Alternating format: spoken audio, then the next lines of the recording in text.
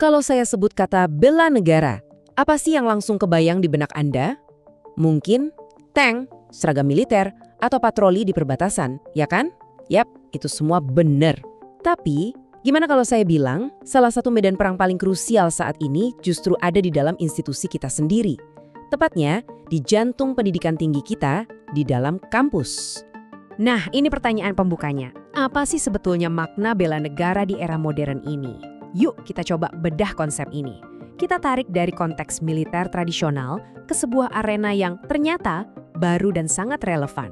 Arena integritas institusional. Gini deh, di satu sisi kita punya pertahanan militer klasik melawan ancaman dari luar. Ini fundamental, nggak bisa ditawar. Tapi di sisi lain, ada sebuah keharusan modern yang sama mendesaknya.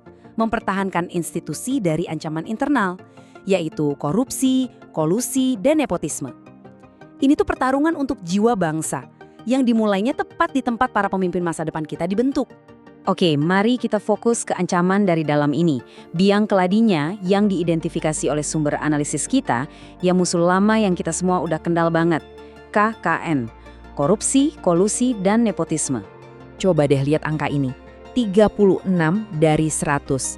Ini adalah skor indeks persepsi korupsi kita. Nah, yang penting banget untuk kita sadari dari sini adalah ini tuh bukan sekedar statistik.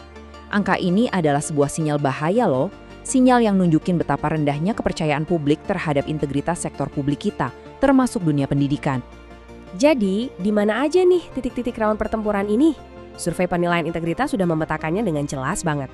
Ada 4 area kritis. Pengelolaan anggaran yang rawan bocor, proses pengadaan barang dan jasa yang penuh celah, layanan administrasi yang bisa jadi ladang pungli, dan tentu saja praktik nepotisme dalam penentuan jabatan. Dan kutipan ini wah ngena banget. Praktek KKN itu ancaman non-militer. Ancaman ini dia nggak pakai senjata, tapi kerjanya diam-diam menggerogoti ketahanan nasional dari dalam dengan menciptakan budaya yang menganggap penyimpangan itu ya hal yang biasa aja. Setiap strategi perang yang bagus itu kan selalu dimulai dengan pemetaan situasi. Nah sekarang, mari kita lakukan analisis medan perang ini. Kita bedah apa kekuatan dan kelemahan kita, serta peluang dan ancaman yang ada di luar sana dalam pertarungan menegakkan integritas kampus. Oke, kita lihat tabel ini bareng-bareng ya. Di sisi kekuatan, kita tuh sebenarnya punya amunisinya, landasan regulasi yang udah kuat. Tapi kelemahannya juga fatal nih. Ada budaya permisif yang bikin KKN terasa lumrah dan perlindungan yang sangat lemah buat mereka yang berani melapor. Kabar baiknya, ada peluang besar dari luar, dorongan digitalisasi, dan tuntutan publik yang makin kencang buat transparansi. Tapi ancamannya juga nyata, ada resistensi dari dalam dan normalisasi KKN yang udah mengakar kuat. Nah, berbekal analisis tadi, terus gimana kita menyusun pertahanannya? Sumber yang kita kaji ini menawarkan sebuah cetak biru yang solid, sebuah strategi yang kita sebut benteng integritas. Jadi, strategi ini intinya ditopang oleh 3 pilar utama. Pilar pertama, perkuat tata kelola. Anggap aja ini lagi nyiapin struktur komando sama aturan mainnya. Kedua, digitalisasi proses-proses kunci buat menciptakan transparansi total. Dan pilar ketiga, ini yang paling menentukan, membangun budaya integritas. Ini adalah perang untuk merebut hati dan pikiran. Yuk, kita dalami pilar yang pertama. Ini soal fondasinya dulu nih.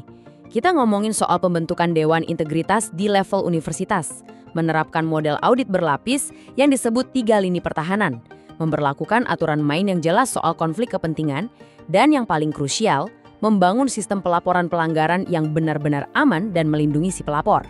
Lanjut ke pilar kedua, digitalisasi. Ini bukan sekedar tentang bikin aplikasi baru ya, ini perubahan sistemik. Mewajibkan e-budgeting sama e-procurement dari A sampai Z, mengintegrasikan semua sistem informasi yang tadinya misah-misah, dan bahkan masang alarm otomatis yang bakal bunyi kalau ada data yang aneh. Puncaknya, sebuah dashboard transparansi publik di mana kita semua bisa ikut mengawasi metrik-metrik kuncinya. Sebuah rencana besar itu butuh momentum. Makanya, bagian terakhir dari strategi ini adalah tentang gimana caranya meraih kemenangan-kemenangan awal. Langkah-langkah yang cepat, nyata, dan punya dampak buat memulai gelombang perubahan. Jadi poin krusialnya adalah perubahan ini bisa dimulai sekarang juga. Coba bayangin deh, dalam 90 hari pertama. Bulan pertama, langsung bentuk Dewan Integritas dan luncurkan sistem pelindungan pelapor. Selesai, masuk bulan kedua, terbitkan kebijakan wajib soal konflik kepentingan. Semua harus lapor. Dan di bulan ketiga, kita tunjukkan hasilnya dengan meluncurkan uji coba dashboard transparansi publik. Ini semua langkah nyata, bukan lagi sekedar wacana.